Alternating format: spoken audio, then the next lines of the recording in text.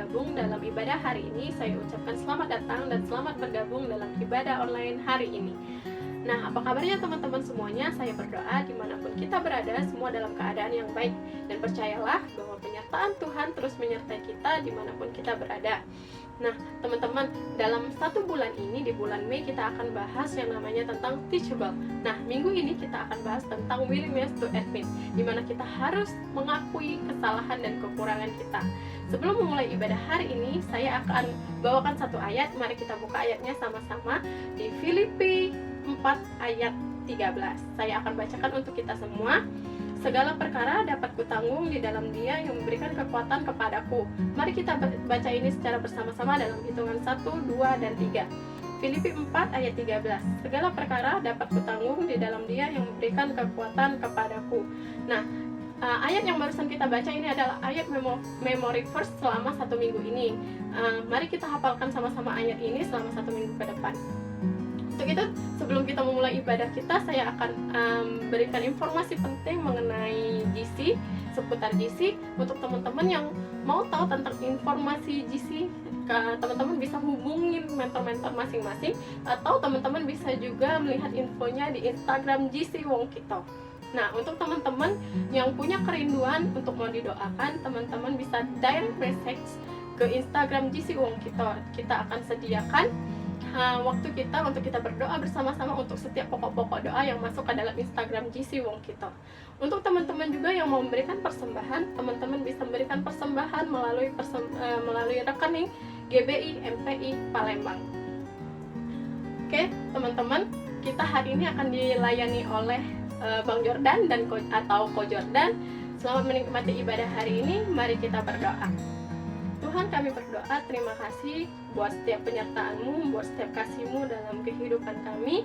Hari ini kami berdoa, kami mengucap syukur Tuhan buat setiap keadaan apapun yang kami alami saat ini. Kami mau katakan bahwa semuanya baik Tuhan.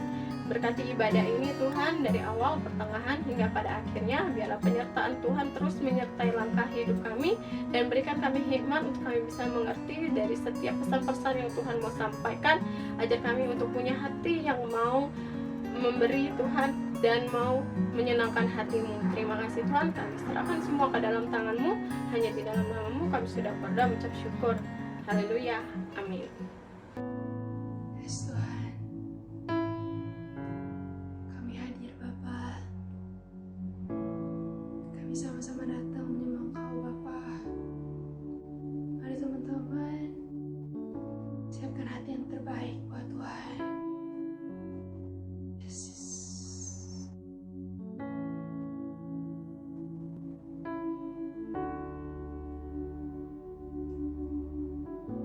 Siapakah yang dapat pisahkanku dari kasih-Mu?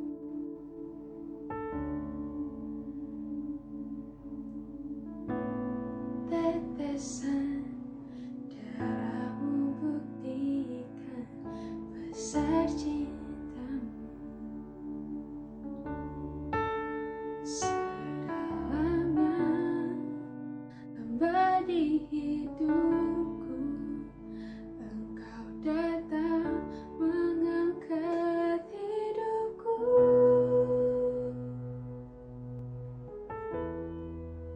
Biarlah cinta di hatiku terus menyala di dalamku. Takkan pernah mampu ku jauh dari-Mu. Engkau alasanku hidup. Setiap musim di hidupku, Engkau ada bersamaku,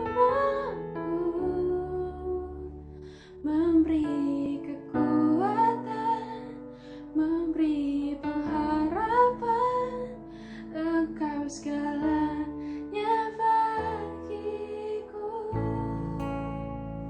Yes Tuhan, Engkau segalanya buat kami Bapa.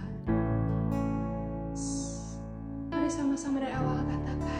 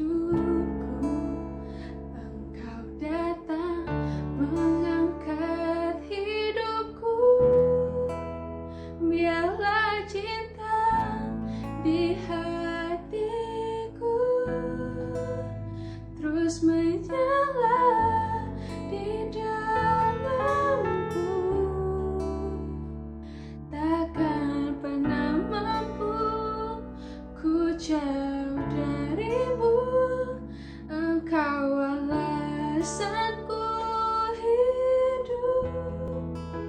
Setiap musim di hidupku, Engkau ada bersamaku, memberi kekuatan, memberi pengharapan. Engkau segalanya bagiku. Biarlah cinta di hatiku terus menyala di dalamku. Takkan pernah mampu ku jauh darimu, Engkau alasanku hidup. Setiap musim di hidupku, Engkau ada bersamaku, memberi kekuatan, memberi pengharapan. Engkau segalanya bagiku. Yes, Tuhan. Engkau segalanya buat kami, Bapa. Engkau alasan kami hidup, Tuhan. Kasih-Mu yang begitu besar, Bapa, yang selalu ada di setiap musim kehidupan kami, Tuhan. Ayo teman-teman, kita sama-sama menyembah Tuhan. Kita datang sama Tuhan. Kita bawa setiap pujian syukur kita sama Tuhan. Kita angkat setiap doa kita sama Tuhan. Kita tahu bahwa Tuhan akan selalu ada dimanapun kalian berada. Mari sama-sama nyembah Tuhan. Yes, Bapa. Oh, Jesus, we worship you, Lord. Ku sembah Kau, Bapa. Yesus, ku puji, ku sembah Engkau selamanya.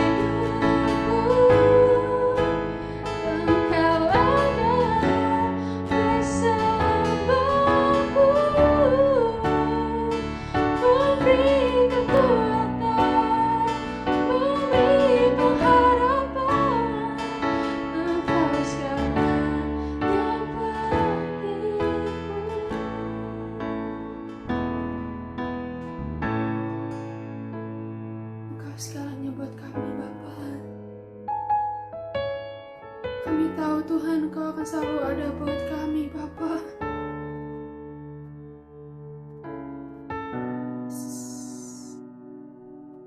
Terima kasih Tuhan buat setiap hadirat-Mu, Bapa. Terima kasih buat setiap jamahan-Mu buat kami, Tuhan. Tuhan, kalau sebentar kami mendengarkan isi hati-Mu, Bapa, berikanlah kami roh hikmat, mengerti Tuhan, agar kami mudah mengerti setiap dari isi hati-Mu, Bapa. Biarlah dari firman-Mu itu, Tuhan, ada berkat yang kami terima. Yes. Buat yang siap mendengar firman Tuhan, sama-sama katakan, amin.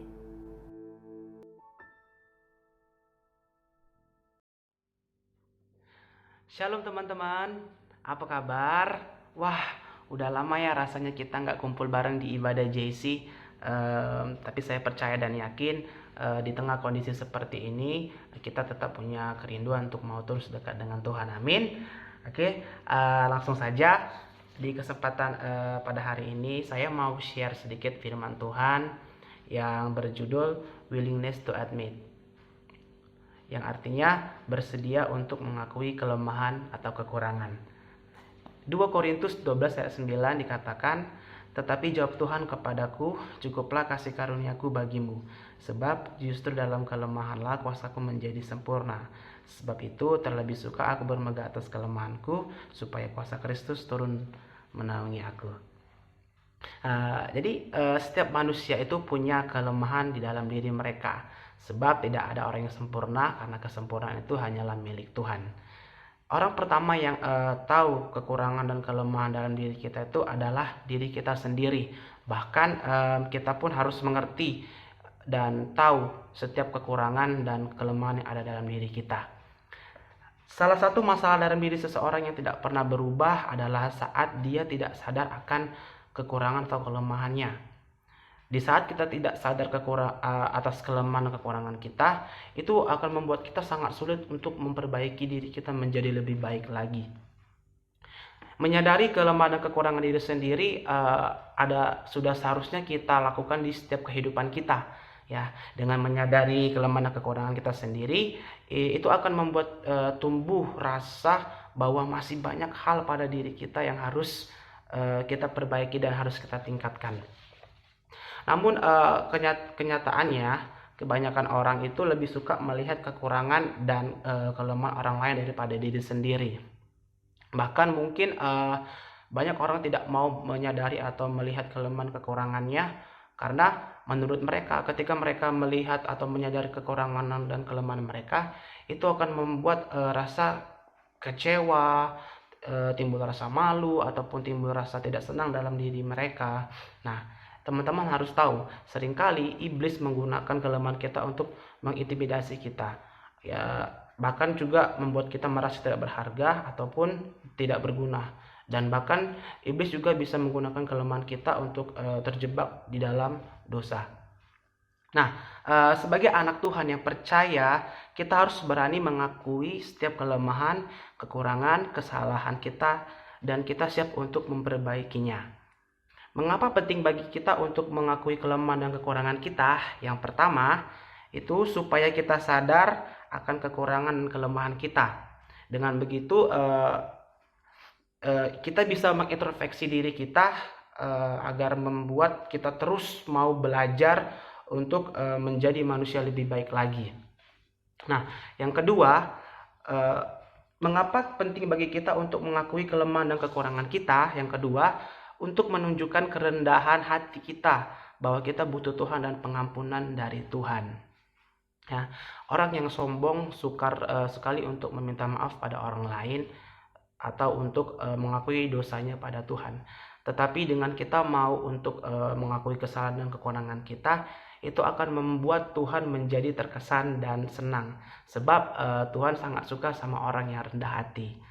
Ya, jadi jangan takut untuk memperbaiki kelemahan dan kekurangan kita, sebab di Filipi 4 ayat 13 dikatakan, "Segala perkara dapat kutanggung di dalam Dia yang memberi kekuatan kepadaku." Nah, jadi kita tidak sendiri untuk memperbaiki kekurangan dan kelemahan kita, tetapi ada Tuhan yang membantu kita.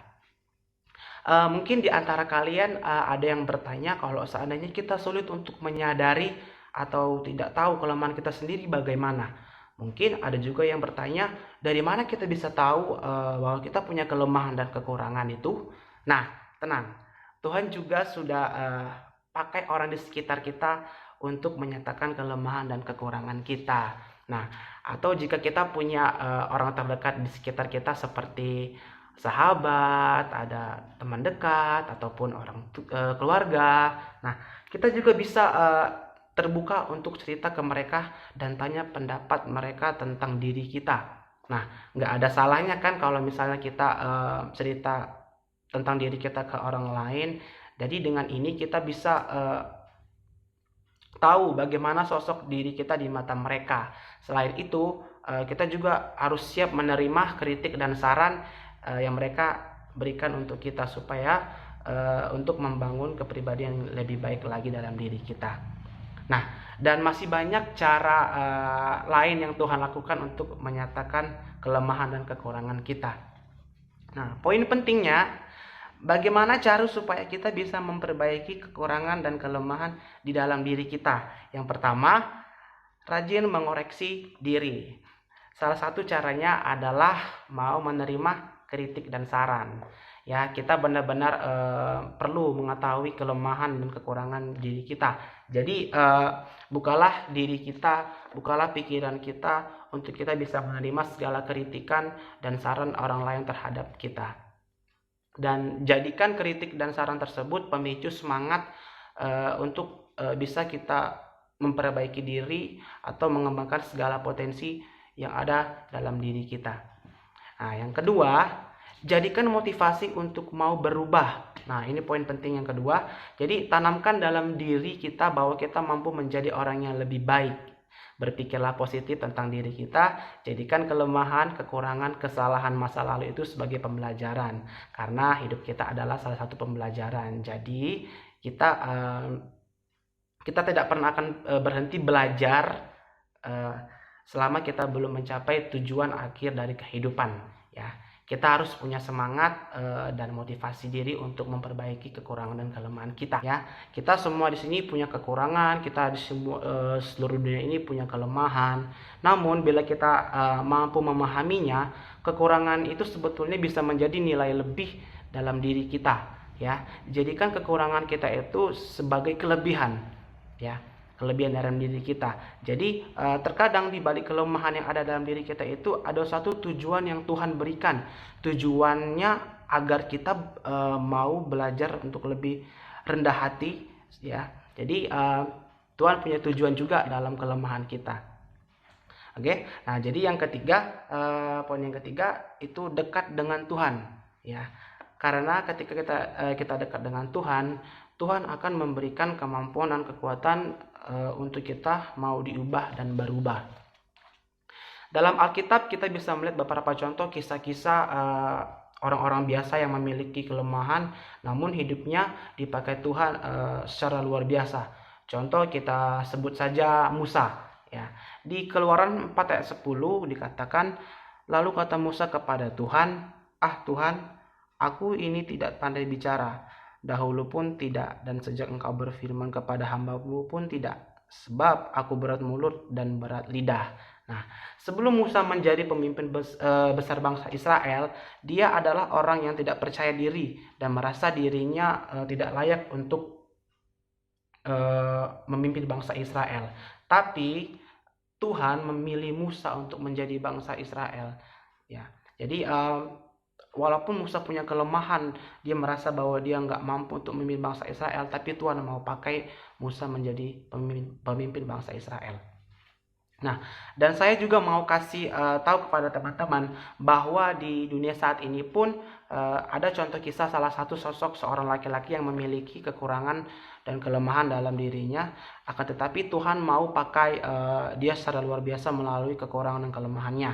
Bahkan melalui kelemahan kekurangan yang dia miliki, dia mampu menginspirasi banyak orang di dunia, ya, dan orang juga banyak mengenalinya, ya.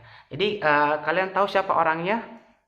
Nah, pasti kalian juga penasaran kan siapa? Oke, mari kita saksikan video berikut ini. Nick Vujicic merupakan seorang motivator terkenal asal Australia. Ia dilahirkan dengan keadaan yang tidak sempurna pada 4 Desember 1982. Orang tua Nick membesarkannya dengan hati yang penuh gundah. Namun, orang tuanya percaya bahwa anak merupakan titipan Tuhan yang harus dirawat dan dibesarkan. Setelah Nick besar, ia mulai menyadari akan kekurangannya dan bermimpi agar bentuk badannya bisa berubah. Namun, semakin ia berharap, Nick pun semakin merasa depresi dengan kondisi tubuhnya. Beruntung akhirnya, Nick bisa menerima dengan ikhlas kenyataan itu. Nick kemudian bertekad untuk memulai hidup barunya. Dengan susah payah, ia berlatih berdiri dan berjalan. Ia juga belajar membaca dan menulis agar bisa mandiri. Pada umur 17 tahun, Nick mendirikan sebuah organisasi non-profit yang bernama Life Without Limbs, yang khusus menangani anak-anak penyandang disabilitas. Organisasi ini ia dirikan untuk memberikan semangat, berbagi pengalaman, cinta dan kasih kepada sesamanya yang memiliki kekurangan agar tetap tegar menjalani hidup. Sejak itu, Nick sudah mulai banyak memberikan motivasi di hadapan halayak ramai. Ia bercerita tentang kisahnya dan berusaha membangunkan semangat para penontonnya. Dari kemampuannya itu, Nick dikenal dunia dan sudah diundang ke 54 negara untuk memberikan motivasi dan inspirasi.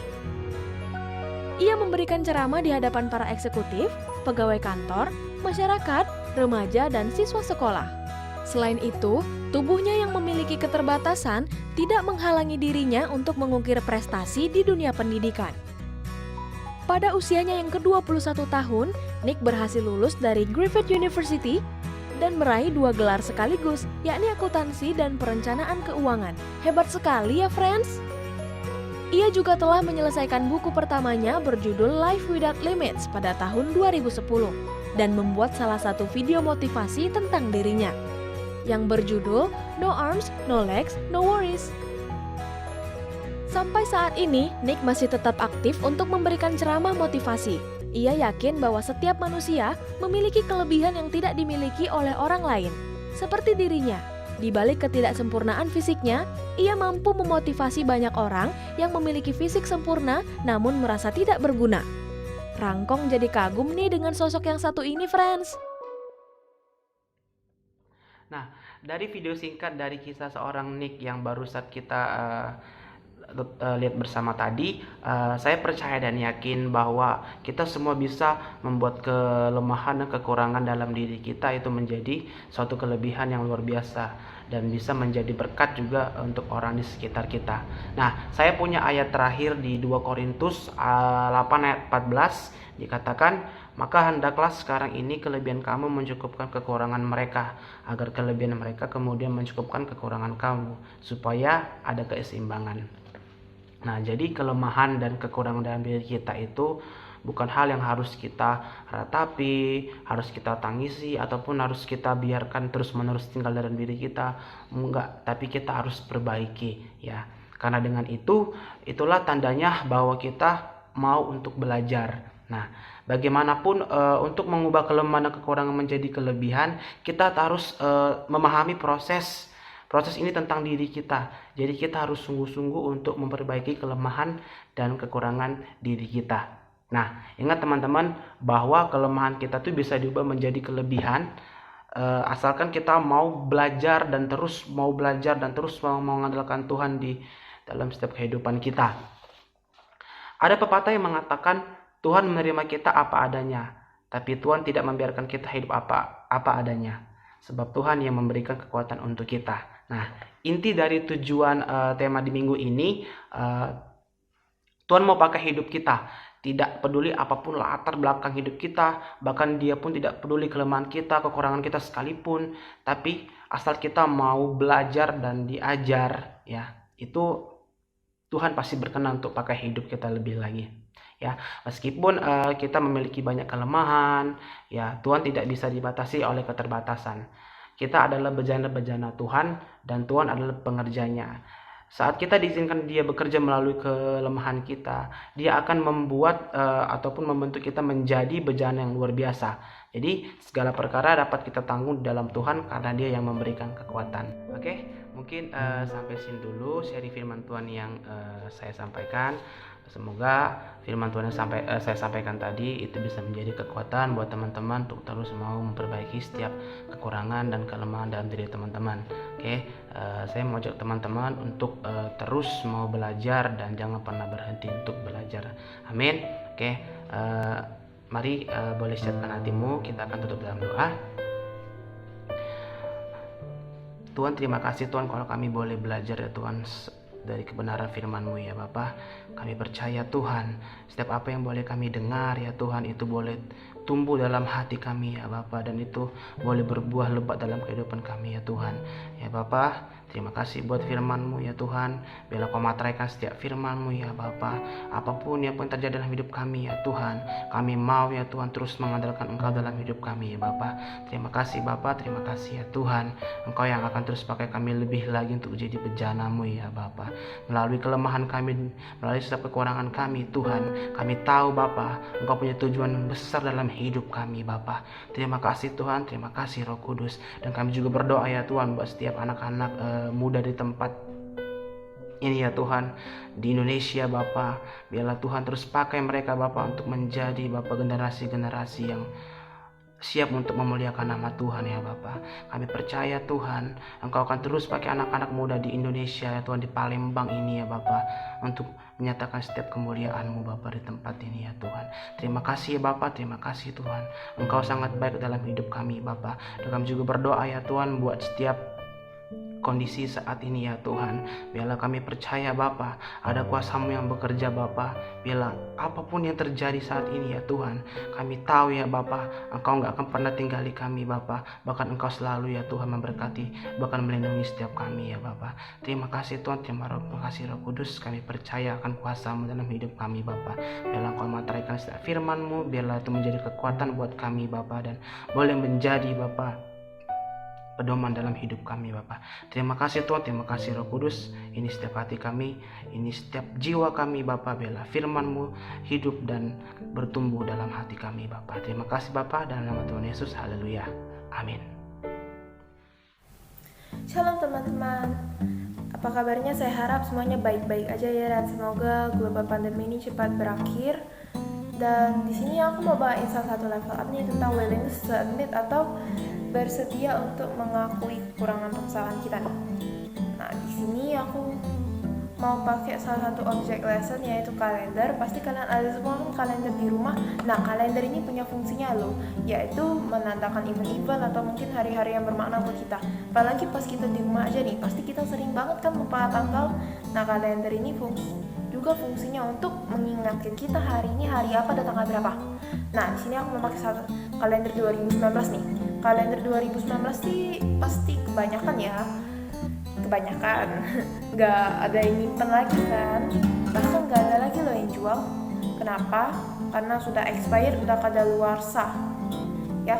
Dan yang kita butuhkan sekarang tuh bukan kalender 2019, yang kita butuhkan itu kalender 2020. Sama seperti kalender 2019, dosa kita yang dulu tuh nggak perlu menetap dengan kita, yang seperti ngomong kasar, melawan orang tua, menyontek, membolos ya. Itu nggak perlu lagi menetap dengan kita ketika kita sudah menyerahkan diri kita sepenuhnya kepada Tuhan. Dan ketika kita sudah menyerahkan diri kita sepenuhnya kepada Tuhan, dosa-dosa itu tuh sudah useless, nggak berguna lagi ya. Dan ada baiknya juga untuk kita melepaskan segala dosa-dosa itu. Nah, di sini aku mau bagiin satu ayat di 1 Yohanes 1 ayat 9. Jika kita mengakui dosa kita, maka Ia adalah setia dan adil, sehingga Ia akan mengampuni segala dosa kita dan menyucikan kita dari segala kejahatan. Nah, dan ketika kita bertobat, ya kita bertobat dengan sungguh-sungguh, percayalah bahwa Tuhan akan menyucikan kita dari segala kejahatan kita. Sekian level up dari saya, dan God bless you. Teman-teman, kita sudah dengarkan firman Tuhan. Biar firman ini jadi berkat dan kekuatan buat kita semua. Sebentar kita akan akhirin ibadah online kita hari ini. Siapkan hatimu untuk kita bisa terima berkat dari Tuhan. Mari angkat kedua tanganmu, tinggi-tinggi di hadapan Tuhan. Siapkan hatimu untuk terima berkat dari Tuhan kita. Teman-teman, terimalah berkat, kasih dan sukacita dari Tuhan Allah kita. Diberkatilah hidupmu, diberkatilah masa depanmu, supaya hidupmu terus jadi berkat dan hidupmu terus berbuah, untuk buahnya bisa dinikmati oleh banyak orang mulai dari hari ini dan sampai Tuhan Yesus datang dan sampai selama-lamanya. Yang sudah terima berkat dari Tuhan, sama-sama kita sorakan, amin.